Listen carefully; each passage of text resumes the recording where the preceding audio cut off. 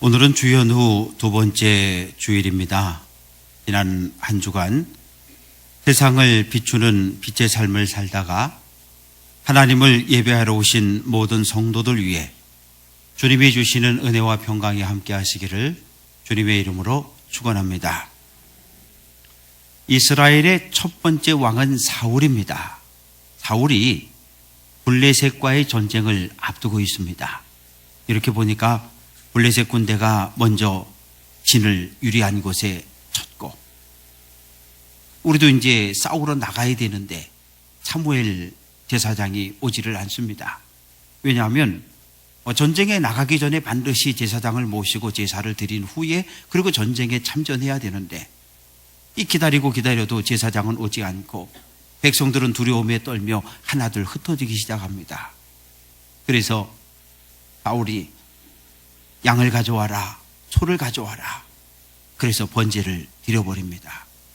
번제가 막 끝났을 때 사무엘 제사장이 도착했고 사울왕을 책망합니다.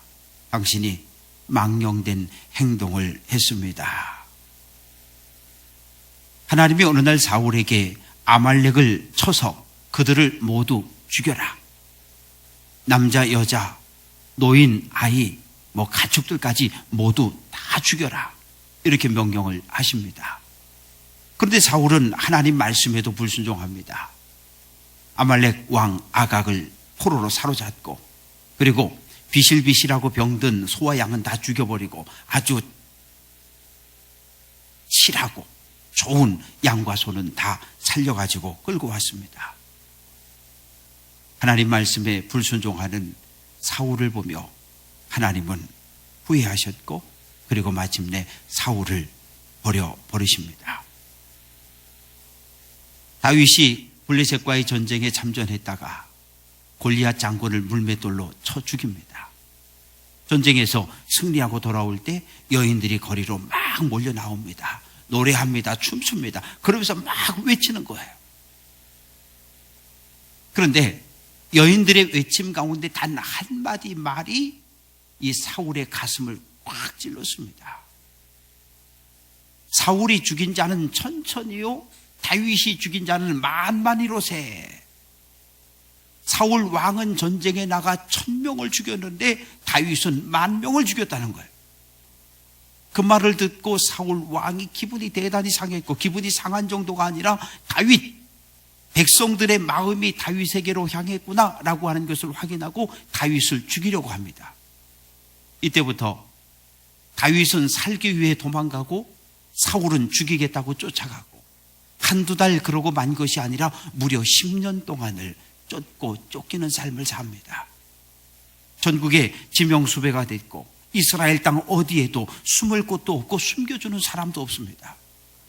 숨겨줬다가 패가 아주 집안 전체가 절단나는 그런 일들이 벌어진 걸 알기 때문에 아무도 더 이상 숨겨주지 않습니다. 다윗은 어쩔 수 없이 자기를 따르는 400명의 병사들을 데리고 이 블레셋 땅으로 건너갑니다. 블레셋 원수의 땅이잖아요. 어쩔 수 없이 그곳에 가서 가드왕 아기스를 찾아가서 내가 이쪽에 정치적 망명을 할 테니까 나와 우리 부하들을 용병으로 좀 받아주십시오. 그래서 다윗은 그때부터 용병의 삶을 삽니다. 돈을 받고 대신 전쟁에 나가 싸우는 이 일이 계속해서 반복됩니다. 그 대가로 아기스 왕은 다윗에게 시글락 성읍을 주었고 그곳에 다윗과 부하들의 가족들이 살도록 허락을 합니다. 하루 이틀, 한 달, 두 달 시간이 지나자 다윗의 마음은 점점 답답해집니다. 이러고 살다가 이제 다시는 영원히 이스라엘엔 못 돌아가는 게 아닌가. 분명 사무엘 제사장이 나에게 기름을 붓고 나를 이스라엘 왕으로 선포했는데 혹시 제사장이 실수한 거 아닌가? 하나님이 정말 나를 이스라엘 왕으로 기름 부어 세운 것이 맞다면 나는 언제쯤 이스라엘로 돌아가 이스라엘의 왕이 될 수 있을까? 힘들고 고통스러운 날들을 살면서 다윗은 하나님의 약속, 하나님의 말씀을 붙잡습니다. 오늘 시편 36편은 다윗이 기록했는데, 다윗이 이 블레셋 가드왕 아기스 밑에서 용병으로 살았던 때의 일들을 기록을 하고 있습니다. 다윗은 고통과 괴로움 속에 하나님의 인자하심을 경험했고, 하나님께 받은 인자함을 어려운 사람들에게 베푸는 삶을 살았습니다. 시글락에 정착하고 1년하고 4개월이 지났을 때 이 블레셋하고 이스라엘 사이에 전쟁이 벌어졌습니다. 가드왕 아기스가 명령합니다. 다윗, 너는 네 군사들을 이끌고 이 전쟁터 맨 앞에 서서 저 이스라엘 군대와 싸워라. 이렇게 명령을 하는 거예요. 얼마나 기가 막힌 상황입니까? 동족 이스라엘 군대와 싸워 그들을 죽일 수도 없고, 지금 이 전쟁터에서 피할 방법도 없고, 진퇴양난의 어려움에 빠져 있습니다. 그런데 전쟁을 시작하기 전에 마지막 이 블레셋 진영에서 회의가 열렸습니다. 몇몇 방백들이 다윗의 참전을 반대합니다. 다윗, 저놈은 믿을 수 없습니다. 만약에 다윗이 이스라엘 군대를 공격하는 척 하다가 이스라엘 군대와 연합해서 반대로 우리 블레셋 군대를 공격하면 그때 우리 어떡할 거냐? 다윗, 저놈이 우리 장군 골리앗을 죽인 놈 아니냐? 이스라엘에서 아주 유명한 이름난 장수인데 어떻게 우리가 저놈을 믿고 싸울 수 있느냐? 안 된다. 그래서 아기스는 다윗에게, 다윗, 넌 내일 새벽 군사들을 이끌고 다시 시글락 성읍으로 돌아가라. 이렇게 명령을 합니다. 사흘길을 걸어서 시글락에 도착했어요. 멀리서 보니까 성읍에 연기가 막 피어오르는 모습이 보입니다. 급하게 달려가 보니까 엉망이 된 거예요. 아말렉 족속이 성읍을 공격했고 약탈했고 가족들을 다 끌고 가버렸습니다. 전쟁터에 나갔다 와보니까 가족들이 다 끌려가고 집은 불타고 엉망이 됐잖아요. 화가 난 부하들이 돌을 들어 다윗을 치려고 합니다.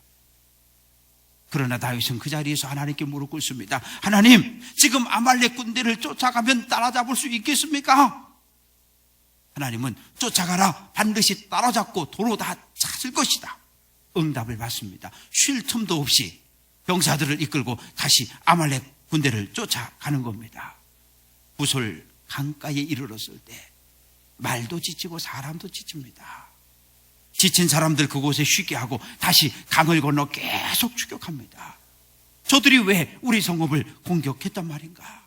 우리 가족들은 무사한가? 도대체 이놈들이 어디로 도망갔단 말인가? 막 추격하고 있을 때 부하들이, 장군님, 여기 한 사람이 있습니다. 이 소년 하나를 데려왔는데 보니까 한눈에 보아도 병들었고 이거 금방 죽을 것 같은 그런 사람입니다. 에이, 이놈 누구야? 다 죽어가잖아. 야, 버려. 우리도 지금 바쁜데. 그러고 그냥 버려두고 갈 수 있는 상황입니다. 그러나 다윗은 그렇게 하지 않습니다. 떡을 주고 마실 물을 주고 무화과를 주고 건포도를 먹입니다. 그 애굽 소녀는 사흘 동안 음식도 먹지 못했고 물도 마시지 못한 채 광야에 쓰러져 죽어가고 있습니다. 정신이 들었어요. 너는 누구냐? 어디에 속했고 어디서 왔느냐? 나는 애굽 소년입니다. 아말렉 사람의 종으로 있었는데 사흘 전에 내가 병이 들었는데 내 주인이 나를 그냥 버려두고 갔습니다. 사랑하는 성도 여러분, 이게 현실입니다. 종이 병들었는데 치료해 주지 않습니다. 노동력을 상실했으니 아무 쓸모가 없으니 그냥 버려도 된다고 생각했어요. 음식도 주지 않고 물도 주지 않고 뜨거운 광야에 마치 쓰레기 버리던 내팽개치고 가버렸습니다. 다윗이 아니었다면, 다윗이 그를 돌봐주지 않았더라면 그는 죽을 수밖에 없는 인생입니다. 다윗은 하나님께 받은 인자함을 이 애굽 소년에게 그대로 베풀어 줍니다. 사랑은 말이 아니라 사랑은 실천이요 사랑은 행동입니다. 소년이 이야기합니다. 시글락 성읍을 공격한 건 우리 주인입니다. 우리 주인이 시글락 성읍을 공격했고 불질렀고 약탈했고 지금 포로로 다 끌고 갔습니다. 나는 그들이 어디에 있는지를 압니다. 다윗과 군대를 아말렉 족속들이 모여있는 곳으로 안내하는 거예요. 전쟁에서 승리하겠다 실이 났습니다. 밤새도록 먹고 마시고 춤추고 노래하다가 새벽녘에 대해서 아말렉 군대가 다 잠들어 버립니다. 다윗은 그 새벽에 아말렉 군대를 공격했고 승리했고 가족들을 모두 되찾아옵니다. 다윗이 살고 있던 이 시글락 성읍을 공격한 아말렉 족속 누구입니까? 아브라함의 자손입니다. 이삭에게서 에서와 야곱 쌍둥이가 태어나잖아요. 하나님이 야곱은 택했고 에서는 버렸습니다. 그러나 하나님은 에서도 한 민족을 이루게 하셨어요. 에서는 해족 속 아다와 결혼을 했고 엘리바스라고 하는 아들을 낳습니다. 그런데 이 엘리바스가 첩 딥나와 살면서 아들을 하나 낳았는데 그 아들이 아말렉입니다. 에서의 손자고 아브라함의 증손자가 되는 사람이 바로 이 아말렉입니다. 그런데 성경을 보면 출애굽기 17장 16절 여호와가 아말렉과 더불어 대대로 싸우리라 이렇게 선언합니다. 아니 도대체 무슨 일이 있었길래 도대체 왜 이 아말렉은 하나님의 진노와 심판의 대상이 되었을까요? 출애굽 광야에서 있었던 일입니다.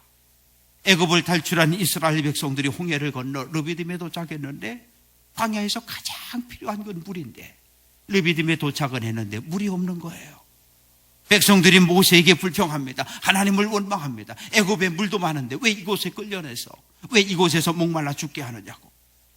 하나님 말씀하십니다. 내가 호렙산에 있는 그 반석이 거기서 내 앞에 서리라. 너는 그 반석을 쳐라. 모세가 하나님 말씀에 순종했을 때 반석에서 물이 터져 나옵니다. 르비딤에 도착했을 땐 애굽을 탈출한 지 한 80일 정도 되었을 때입니다. 2달 반 조금 더 지났을 텐데 백성들은 몸도 마음도 다 지쳤습니다. 이 점점 행렬은 길어지고 뒤에 처지는 사람들이 생겨나기 시작했어요. 바로 그때 아말렉이 공격을 합니다. 신명기 25장 18절 아말렉이 너를 길에서 만나 내가 피곤할 때에 내 뒤에 떨어진 약한 자들을 쳤고 그들은 하나님을 두려워하지 않았다고 말합니다. 아브라함의 자손으로 한 핏줄 한 동족인데 형제가 어려움을 당하면 도와주는 것이 마땅한데 쓰러졌으면 일으켜주는 것이 마땅한데 도와주지는 못할 망정 힘없고 연약한 사람들을 달려들어 죽이고 약탈했어요. 이 일로 인해서 하나님은 아말렉 족속과 원수가 되었고 아말렉은 하나님의 심판과 진노를 받게 됩니다. 그때를 회상하며 쓴 시가 시편 36편입니다. 1절 악인의 죄가 그 마음속으로 이르기를. 여기서 악인은 아말렉 족속을 가리킵니다. 사랑하는 성도 여러분, 악인은 어떤 사람이 악인입니까? 10계명 가운데 1개, 2개 계명을 지키지 못했다고 악인입니까? 물론 죄를 지었으니 죄인이지요. 그러나 성경이 이야기하는 악인은 그 마음속에 하나님이 없는 사람이 악인입니다. 악인은 하나님이 없으니까 하나님을 두려워하지 않습니다. 악인은 하나님의 심판을 믿지 않기 때문에 계속해서 악을 행하고 죄를 짓습니다. 죄를 짓고 악을 행하면서 이야기합니다. 하나님은 내가 지은 죄를 찾지도 않아. 하나님은 내가 죄를 지었을지라도 나를 책망하지 않는다는 잘못된 생각을 가지고 있는 사람이 악인입니다. 악인은 입만 열면 거짓말입니다. 악인은 입만 열면 비난하고 저주하고 욕설을 퍼붓습니다. 악인은 그의 침상에서 죄악을 꾀하며 라고 말씀합니다. 침상에 누웠으면 잠을 자는 게 맞습니다. 그런데 악인은 침상에 이리 둥글 저리 둥글 하면서 죄악을 궁리합니다. 오늘 낮에 계획했던 악한 일들을 이루지 못했다? 그러면 잠을 잘 수 없는 거예요.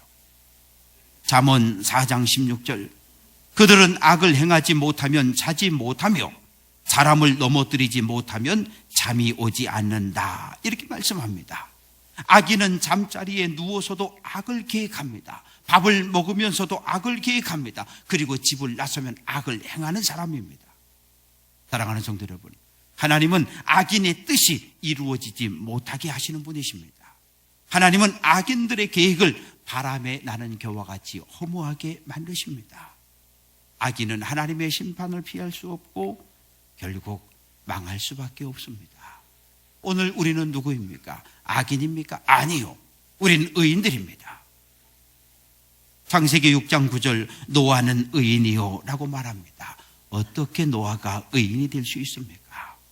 노아는 하나님을 창조주로 인정한 사람입니다. 의인은 언제나 그 머릿속으로 하나님을 의식하며 사는 사람입니다. 의인은 하나님을 마음 중심의 왕으로 주인으로 모신 사람입니다. 어느 날 하나님께서 죄악으로 가득 찬 소돔과 고모라를 멸망시키겠다고 말씀하셨습니다. 그때 그 소돔과 고모라를 멸망시키려고 하는 하나님 앞을 가로막은 한 사람이 있는데 누굽니까? 아브라함입니다. 하나님, 의인과 악인을 함께 심판하는 것, 죽이는 것, 그것은 부당한 일입니다. 그러자 하나님이 말씀하십니다. 의인이 있다고?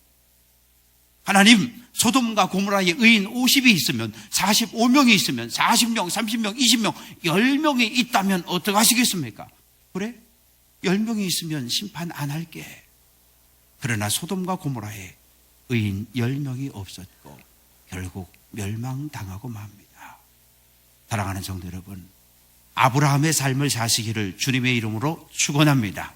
하나님이 심판하려고 할 때, 하나님이 징계하려고 할 때 하나님 앞을 가로막고 나서서 이 민족을, 이 지역을, 이 교회를, 사랑하는 성도들을 끌어안고 감싸고 기도할 수 있는 아브라함의 삶을 사시기를 주님의 이름으로 축원합니다. 여호와여, 주의 인자하심이 하늘에 있다고 말합니다. 인자라고 하는 것은 히브리어로 헤세드라고 하는 단어인데 하나님의 속성입니다. 하나님의 사랑, 하나님의 자비, 하나님의 긍휼, 이런 뜻입니다. 인자는 이스라엘을 향한 하나님의 사랑입니다.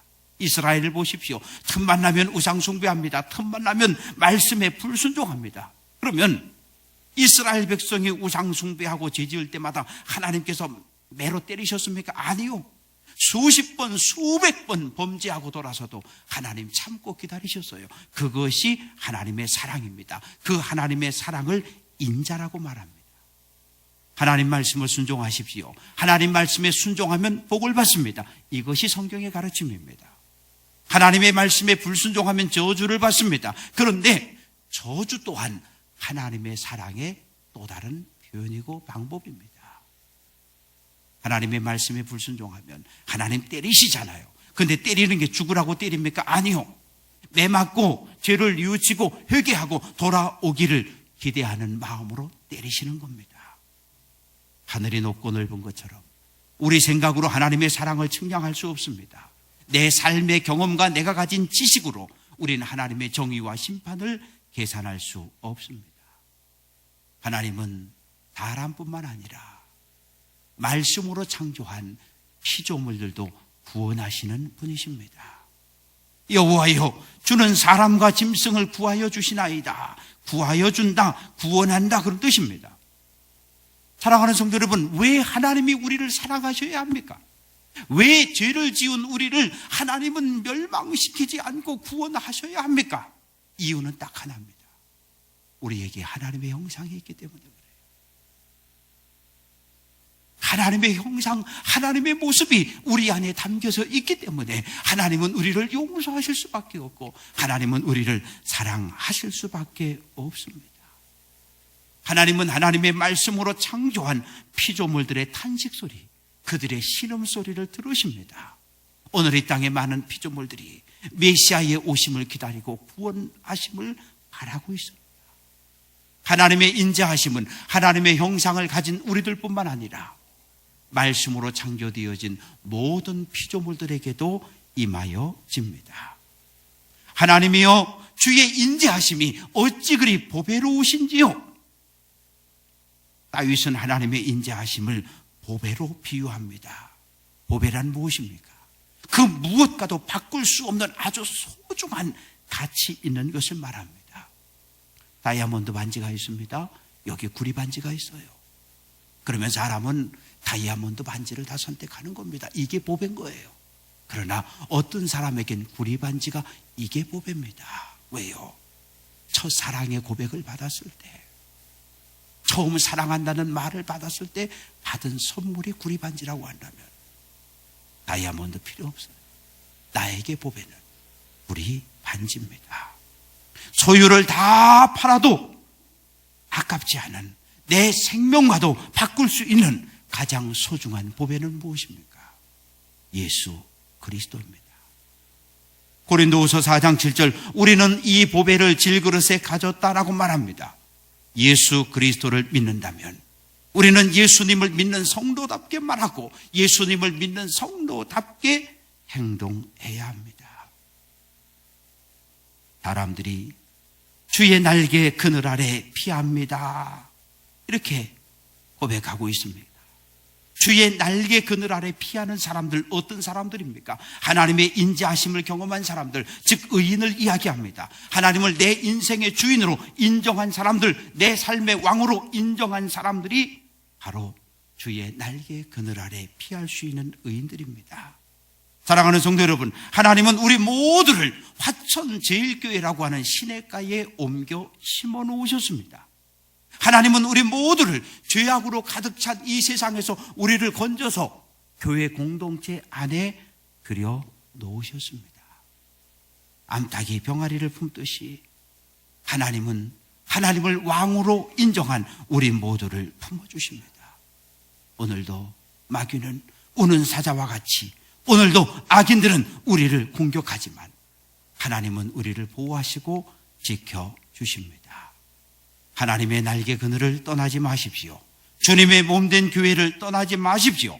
하나님의 날개 그늘 아래 머물러 있을 때 우리는 언제나 행복하고 안전합니다.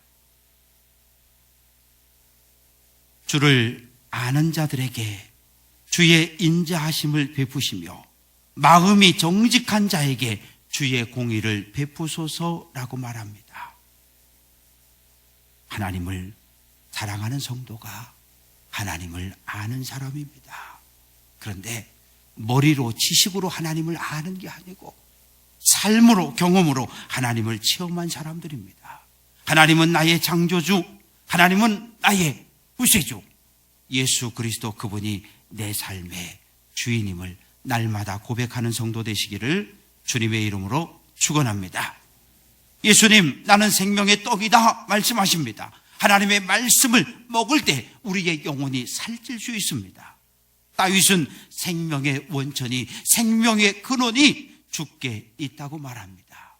예수 그리스도 그분만이 우리 생명의 원천입니다. 예수님이 주시는 물을 마시면 우리는 영원히 목마르지 않습니다. 사랑하는 성도 여러분, 오늘 우리는 하나님을 예배하기 위해 이 자리에 모였습니다. 이 자리에 모일 수 있는 것, 하나님의 은혜요, 하나님의 인자하심을 받았기 때문입니다. 하나님 우리 삶을 보호하셨고 성령께서 우리와 동행해 주십니다. 하나님의 사랑을 받았습니까? 하나님의 사랑을 받았으면 사랑이 필요한 이웃들에게 나누어 줘야 합니다. 하나님의 은혜를 받았으면 은혜가 필요한 사람들에게 나누어 주어야 합니다. 저는 우리 교회가 하나님께 받은 많은 복을 화천 군민들에게 나누어 주는 복의 통로가 되는 교회가 되기를 주님의 이름으로 축원합니다. 하나님의 형상을 가진 이웃들에게 하나님의 사랑을 실천하십시다. 보배 되신 예수 그리스도, 그분을 내 마음 중심에 모시고 의인으로 사십시다. 자비와 긍휼을 베풀며 하나님의 영광을 드러내는 성도 되시기를 주님의 이름으로 간절히 축원합니다. 기도합니다. 살아계신 하나님, 하나님의 형상을 닮았기에, 하나님의 형상을 가지고 있기에 우리를 구원해 주시고 사랑해 주시고 독생자 예수까지 십자가에 못 박아 피 흘려 죽게 하시니 감사합니다. 예수님 십자가에서 흘리신 피로 우리의 모든 죄를 사하시고 우리를 의인 삼아 주신 하나님 감사합니다. 날마다 주의 그늘 아래 거하게 하시고 날마다 하나님 사랑하시는 하나님의 눈길이 머무는 주님의 몸된 교회를 떠나지 않도록 우리 모두를 보호하시고 지켜 주옵소서. 우리의 삶과 행실을 통해 하나님의 영광을, 하나님의 사랑을 드러내는 삶을 살게 해 주옵소서. 예수님 귀하신 이름으로 기도합니다. 아멘.